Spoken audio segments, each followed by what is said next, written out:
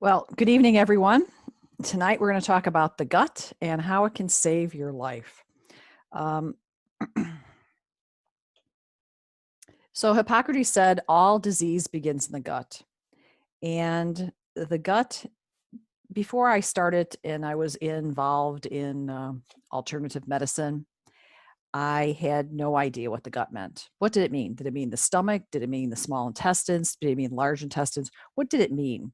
Well, it's basically the whole GI system, from top to bottom, from the mouth all the way down to the excretion. So the GI system is basically, think about the GI system as a house, and it has lots of people living in the house. Bacteria, yeast, fungus, viruses, protozoa, and they all live there. And if they're in balance, they're all very happy. When they're not in balance, that's when the problem comes in. And one important thing you have to remember is that if you do not have a healthy gut, your immune system is in your gut. So therefore, your immune system is compromised. Very important. So the digestive system is not, it's more than just the digestive system and getting food and nutrients into the body, but it also has an impact on the immune system, as I said, the endocrine system, the nervous system, the circulatory system, the respiratory system, the reproductive system. And it has some functions on obviously digestion, immune response, nutrient absorption, hormone regulation, vitamin production, detoxification, mood management, and much more. So ladies, when you have hot flashes, irregular cycles, you could probably look back to your gut. Can't get pregnant, look to the gut. That's where it all started.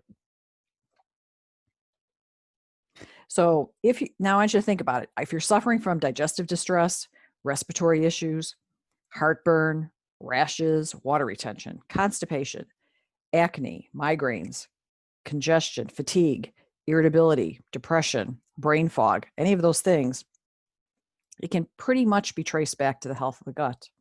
So the bottom line is you want to get rid of those problems, you got to restore and repair your gut.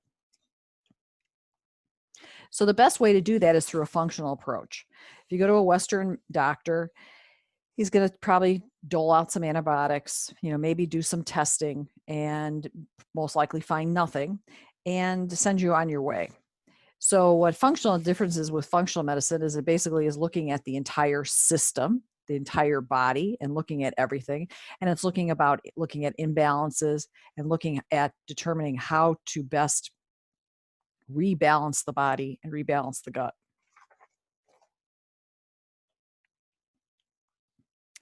So there's a lot of competition. Yeah, you want a healthy gut, but there's lots of competition that are fighting against you having that healthy gut. So some of them are the standard American diet. It's rich, it's very rich in sugar, chemicals, lacks nutrients, fiber, and it's basically very unhealthy. We have also excessive medications. We are prescribed, as I said, you go to a doctor, you're going to get antibiotics, maybe steroids, anti-inflammatories, antacids, deadly. If you're taking antacids for more than a month, stop. And they all disturb the gut's microbiome. Or again, the members in the house get out of balance. Inadequate digestive enzyme activity. So sufficient digestive enzymes are necessary in order for you to break down your food, to absorb your food, and to actually use the nutrients in the body. And if you don't have enough digestive enzymes, then you have digestive issues. Toxicity, toxic exposure. We are surrounded by toxins through the air, through the water, through the foods, personal care products, all affect the gut's ability to function properly. Infections. So infections are an invader has come into the body, a pathogen, such as a bacteria, a yeast, a virus, a fungus, parasite. They come into the body and they invade and basically cause inflammation and an infection. The last but not least, which is the most important, is stress. When we're under stress, we produce cortisol. Cortisol destroys the gut lining, and we'll talk more about that in a bit. But it negatively affects, because the bottom line is if you're stressed, you're not thinking about eating, you're not thinking about digesting, you're not thinking about absorbing, you're thinking about running away from that tiger. So that's the deal. Stress is a killer when it comes to digestion. So now let's talk about that sad diet we have. United States Department of Agriculture in 2009 reported that 63% of the calories Americans are consuming come from processed foods containing preservatives, refined grains, sugars, and oils. 2010, the USDA said that approximately 1,000 of the calories that people typically eat, 2,775 calories per day, and 1,000 of them were credited to added sweeteners, unhealthy fats, versus you only got 424 calories from dairy, fruits, and vegetables. That's a bad imbalance. 2010, National Cancer Institute said 3 out of 4 Americans do not eat a single fruit a day. 9 out of 10 Americans do not meet the minimum required daily intake of vegetables, and 99% do not fulfill the recommended weekly intake of whole grains. So you can see we have a very sad diet and very out of balance. So what does the ideal dinner plate look like? So in order to heal the gut, if you have gut issues, if you don't have gut issues and you want to maintain a healthy gut, what you want to do is have this ideal dinner plate. You want to eat whole and processed foods, plant-based fibers, plenty of fruit and vegetables, beans and legumes, nuts and seeds, non-dairy fermented foods. And everybody, I've told you a lot of stuff, but everybody can't eat all those things because some people have sensitivities to those things. And so the best way for you to figure it out is to do an elimination diet. And we're going to talk a little bit about that in a minute. But the elimination diet is basically a way for you to be a detective and determine what you can and can't eat, what affects you negatively and what doesn't. And so a lot of people will come to me and ask, oh, so do I have, what about the paleo diet? What about the the Mediterranean diet? What about the keto diet? What about this? Well, I don't know. Everybody's different. I found for myself that the best diet is a balanced diet, balanced of vegetables, starch or carbs, and protein. For me, that works the best. It's satisfying, and it also helps me maintain my weight as well as my my energy level. So that's my best diet. And everybody else, they have to figure it out for themselves. I mean, you can look at, there's thousands of diets books, so it's really easy to look at those diet books and then try it out and see how you feel. And that's what you have to do. How do you feel? If you feel good with it, then go with it. So as long as you're following kind of the ideal dinner plate, that you're getting the fruits, the vegetables, the proteins, you're getting fibers, you're shopping from the outside of the store. So the elimination diet. Okay, so the elimination diet is a way to, again, you're eliminating various foods. And the foods you're going to eliminate are dairy, gluten, soy, corn, eggs, refined sugar, peanuts, red meat, alcohol, caffeine, hydrogenated oils, and packaged and processed foods. So you're going to exclude all these things for 21 days. And then what you're going to do is reintroduce a category. So say the first category that I mentioned was dairy. After the 21 days, you're going to reintroduce dairy into your diet, and you're going to watch how you feel. If you feel good with the dairy, okay, then dairy can be in your diet, your regular diet. And you would go on to the next group, which is maybe gluten or soy or corn. If you don't feel good after introducing dairy, then what you need to do is you need to basically eliminate dairy and move to the next category and see how that does for you. So it may sound like you have to eliminate a lot of stuff, right? You think, oh my goodness, all those things you mentioned, what can I eat? Well, there's lots of things you can eat. So vegetables, except for corn, you can eat whole fruits, fresh, frozen, water packed. Dairy substitutes like almond milk, coconut milk, cashew milk is my favorite. Lean and clean animal protein, lamb, wild game, organic chicken, fish, nuts and seeds, beans and legumes, except soybeans and peanuts, gluten-free grains in moderation. Again, small amounts, so we don't want to make that your big diet. High quality oils like coconut, avocado, and cold pressed olive oil, herbal teas, sweeteners in moderation again, honey, blackstrap molasses, brown rice syrup, spices. So those are the things you can eat. So you can make a very nice meal out of using those ingredients. And for 21 days, you're going to gather some very good information that's going to help you on your path to regaining your health and regaining your gut integrity. So let's talk about sugar. Sugar is another deadly component. So the United States Department of Agriculture said that the average consumer consumes over 150 pounds of refined sugar per year. So sugar is hidden in many, many, many, many places.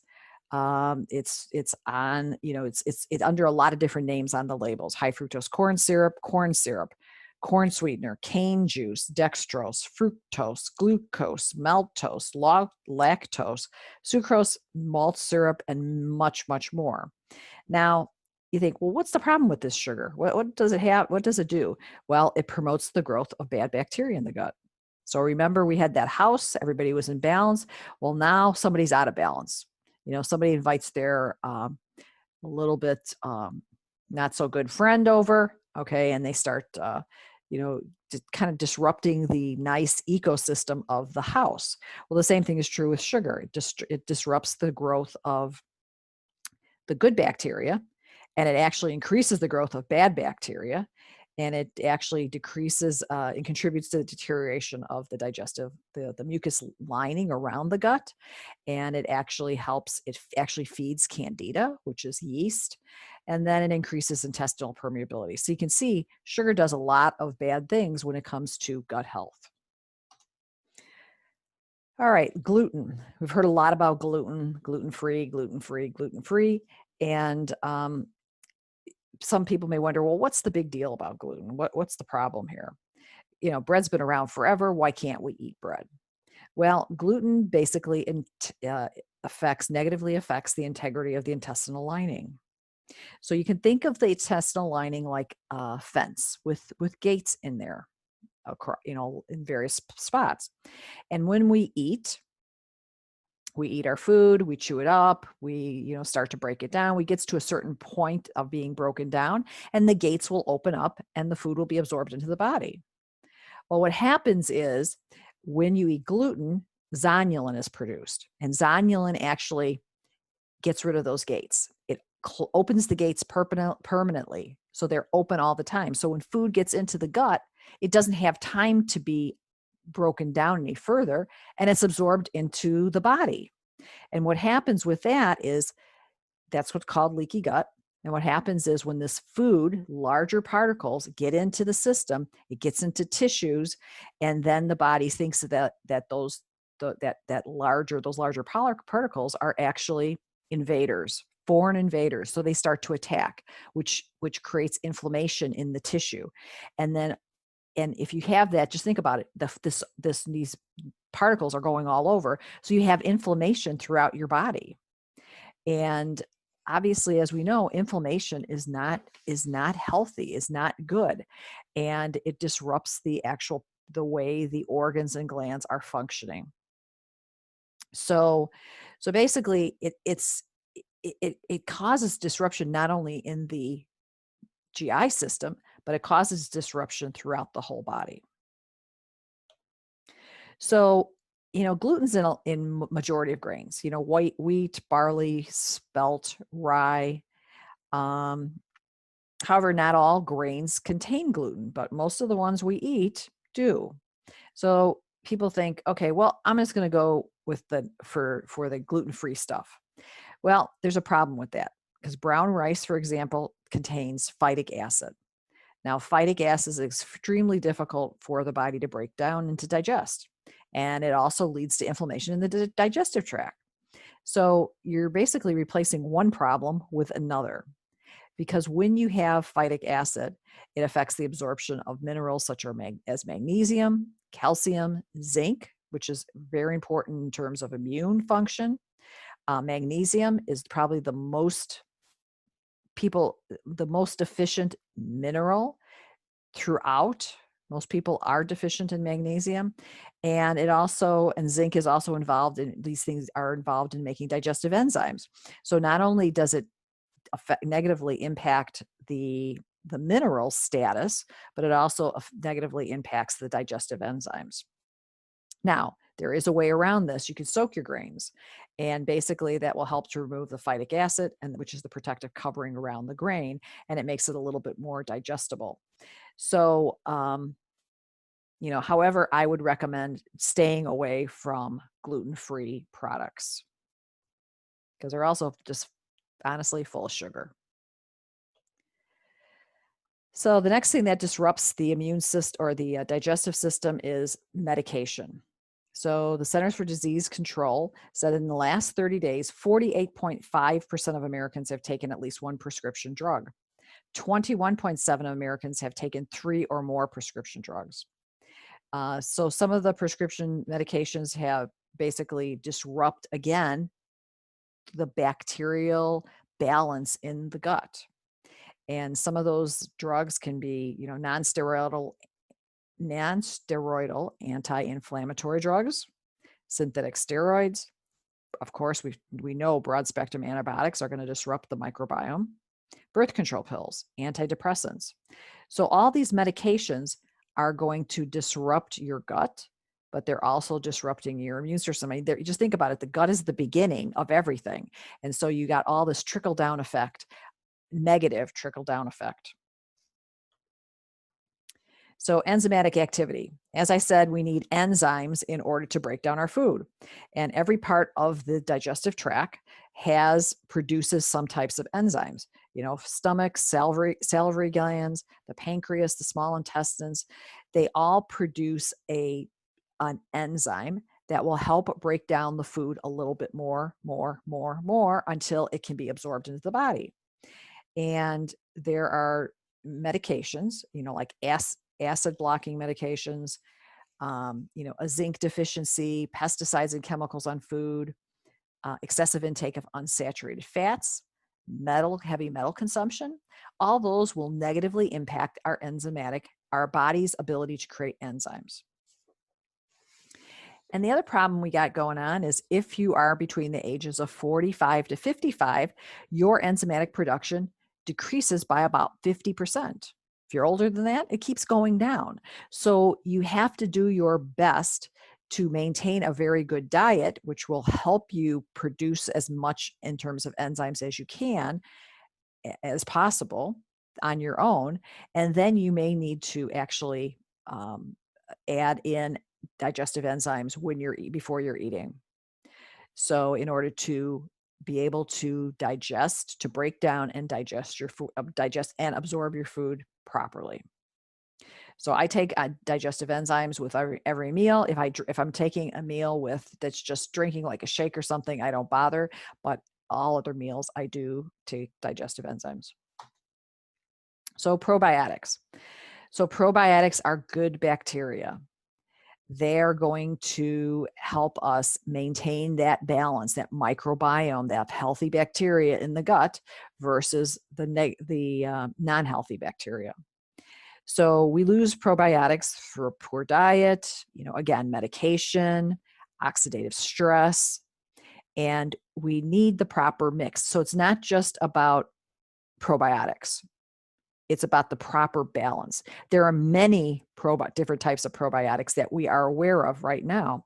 And most of these probiotics go towards the large intestines. And however, there are probiotics that are geared towards, like, for example, the respiratory system.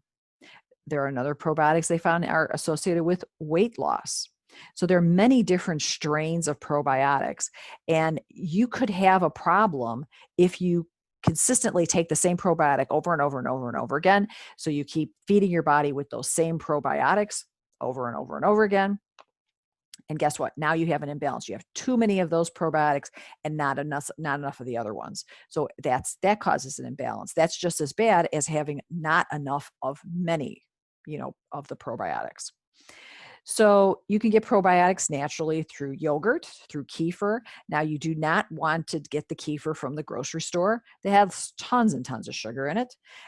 You want to go to like a farm stand and get kefir at the farm stand. Sauerkraut, tempeh, miso, kimchi, kombucha. Those are all ways to supplement your probiotics. Or you can get, again, you can get a probiotic capsule. And I switch mine up. I just took in the basement. I just put down in my refrigerator probably 7 different bottles of probiotics that I'm not taking anymore, that because I've been kind of switching them around. So toxicity. As I said, we're constantly being bombarded with toxins on a daily basis, whether it be contamination of our food, our water, pollutants in the air, chemicals in household products. So we have to try and eliminate that toxicity. We should eat organic, non-GMO food if possible. We should have air purifiers in our house, filters on our water, on our drinking system, using toxic-free household chemicals, or not chemicals, but household cleaners. And so now you've eliminated some things, but also you want to actually, you got to detox from what you do get that you can't eliminate.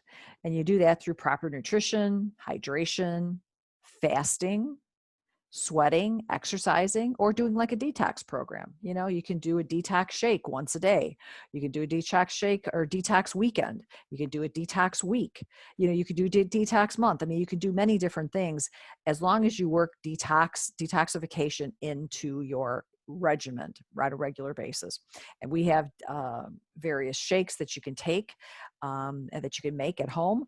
Add some vegetables, add some fruits in there, and you can drink those, and that will help support your detoxification functions. So I got chronic infections and compromised gut health. So infections are caused by foreign invaders. So those are pathogens, bacteria, viruses, parasites, fungus. And initially the body tries to fight off, the immune system works on this. When a foreign invader comes in, the body sees it, it attacks it, and tries to eliminate it. And most of the time it works. Most of the time the foreign invader is eliminated and you're in good shape. However, there are times when that's not enough. It's not enough, and it becomes the immune system is trying, but it can't get rid of the invader. So what it does is it becomes a chronic infection to the point that it doesn't even pay attention to the invader anymore. It's just focusing on all the inflammation and the infection.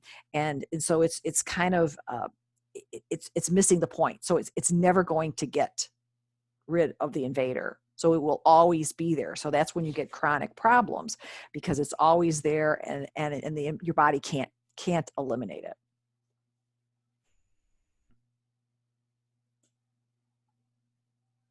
So that's when you have a chronic infection, or any type of, issues like that goes on for longer than, a week or two. You really should see a functional a functional doctor, or somebody who looks at the body from a complete and total perspective. Stress. So oftentimes we think of stress, we all know stress, we lose our job, COVID, somebody dies, financial issues. Obviously, those are obvious stressors. However, there are other things that can be stressors. A poor diet. If we're eating something that we're sensitive to, that's a stressor. If we are losing sleep and we're not sleeping properly, that's a stressor. If we're overtraining, over-exercising, that's a stressor. Decision fatigue. We're trying to make decisions. We can't make a decision. Oh my God, we keep going up and back, up and back, up and back. That's a stressor. If we feel unfulfilled, it's a stressor. Again, as we know, major life changes, those are all stressors. So anything that puts a high demand on your body, mind, or spirit is a stressor to your body. So even good things can be a stressor. In Chinese medicine, for example, being too happy, we don't like that. You know, we want you to be happy, but don't be too happy, because that can be considered a stressor. So even something good like that can be too much for the body and can be considered stress, which would then affect the gut. Because again, I said, when you're under stress, you produce cortisol. Cortisol destroys your gut. And what happens is, so it doesn't matter whether it's from a good thing or for a bad thing. As long as the body perceives stress, it perceives it's being chased by a tiger, and it's going to go into the stress response, period. So you have to do something in order to try and minimize stress, try and eliminate it if you can, or try and modulate it somehow. You should eat by eating a good antioxidant rich diet, you know, doing some deep breathing exercises, regular exercises, participating in social activities, find an enjoyable hobby, spending time outdoors, doing things that you truly like to do, but don't have to do them. That's what you need to find. Find something that you really like to do. And that can help to, again, you may not be able to eliminate the stress, but it actually can help you modulate the stress better and deal with it more effectively, so that it does not have that as big of a negative impact on your gut and your immune system. So how do you repair your gut if you have an issue? Well, it's the 4 R's. So remove. We talked about the elimination diet. Eliminate problem foods, toxins, low-grade infections, oxidative stress. So many times if you do the elimination diet, you may still find that there's still an issue. Well, then maybe you need to get some testing. The testing we do in our office is a DNA test. And so we have found things that doctors do not find, because doctors are taking a stool sample, and if that pathogen is not in that stool that they took, they're missing it. Whereas we find the DNA for the pathogen, and that's how then we can treat it accordingly. So we want to remove it. Then we want to repair, introduce clean diet, essential nutrients to the body. You know, if we have a bug or something, we want to, you know, take care of it, eliminate it, give the body some support. We want to restore. We want to repopulate the gut with healthy bacteria to restore that balance of good and bad bacteria in the gut. And then again, we want to replace digestive enzymes, antioxidants, immune boosting vitamins, and that will ultimately promote sustainable and healthy digestion, as well as a healthy body. So again, in order to do the 4 R's, a Western trained doctor is probably not going to be very helpful in this regard. Somebody such as, you know, we do this a lot in our office. We help people restore their gut. We help people test their, you know, we test their, to see if there's any particular bugs, you know, an overgrowth of candida, pathogens, anything like that. We test those things. And then we can help to eliminate them and then restore. So basically, as you can see, having a healthy gut is critical to a healthy life, since it's the beginning of the chain. It's like the beginning of the train. And if you don't get the nutrients, the rest of your body can't function properly. And remember, again, as I said, the immune system is in your gut. So if your gut is not healthy, your immune system is not healthy. In other ways you can improve your gut health is to, you know, supplement with vitamins like vitamin D and zinc, omega-3s, glutathione, you know, have some good mind-body practices, staying hydrated, limit your caffeine and alcohol intake, you know, increase your fiber intake, and, you know, potentially even get your microbiome analyzed. That's not something we do in the office, but there are places that do analyze your microbiome so that you could really determine what of the bacteria is off. Now, we do get some of the bacteria when we do one of the testing that we do we send out. They do give us some information on the microbiome and the bacteria, the balance of bacteria in the guts. That is something, but there are some companies that do just that. So I want to thank you all for joining me tonight. I hope you all learned something. And if you have any questions or anything like that, please don't hesitate to give us a call or, mention, ask a question on Facebook. We'd be happy to answer it. The one thing I wanted to mention is we're going to be having a new program. A colleague and I are starting the Healthy Balance Show, and we're going to be taking people's questions and answering them on that show, and then the recording will be posted to YouTube and on Facebook. So if you have any questions that you're just dying to ask somebody, this is your chance. So go to our Facebook page or go to my Facebook page, put your question out there, and I'll put it in for the next show. All right, so thank you, and I hope you have a great evening.